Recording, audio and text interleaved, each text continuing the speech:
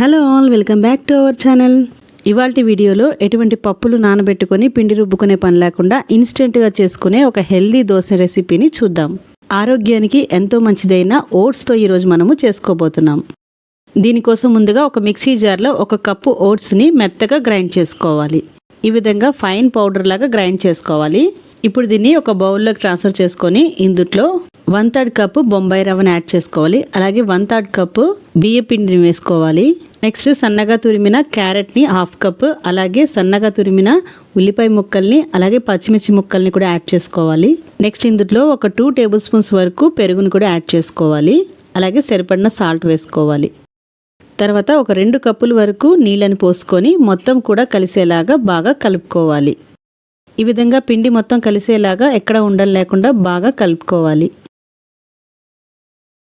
ఇలా కలుపుకున్న పిండిని ఒక 15 నిమిషాల వరకు మూత పెట్టి పక్కన పెట్టేసుకోవాలి. 15 నిమిషాల తర్వాత మనకి పిండి మొత్తం కూడా గట్టిగా అయిపోతుందన్నమాట. ఈ నీళ్లు మొత్తం పీల్చేసుకొని రవ్వ మనకి మొత్తం దగ్గరగా అయిపోతుంది.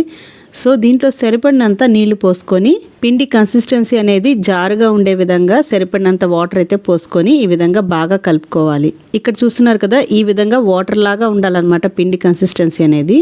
తర్వాత స్టవ్ మీద ప్యాన్ పెట్టుకొని అది బాగా వేడెక్కిన తర్వాత ఈ వీడియోలో చూపిస్తున్న విధంగా ఈ విధంగా దోశని అయితే పోసుకోవాలి. మనం రవ్వ దోశని ఏ విధంగా అయితే పోసుకుంటామో అదే విధంగా దీన్ని కూడా పోసుకోవాలన్నమాట. నెక్స్ట్ 1 స్పూను ఆయిల్ కానీ నెయ్యి కానీ వేసుకొని రోస్ట్ చేసుకోవాలి. ఇక్కడ ఒక విషయం గుర్తుపెట్టుకోవాలండి, ఈ దోశలు హై ఫ్లేమ్లో పెట్టుకుంటే రావన్నమాట దోశలు. సో లో ఫ్లేమ్లో పెట్టుకొని నిదానంగా రోస్ట్ చేసుకోవాలి.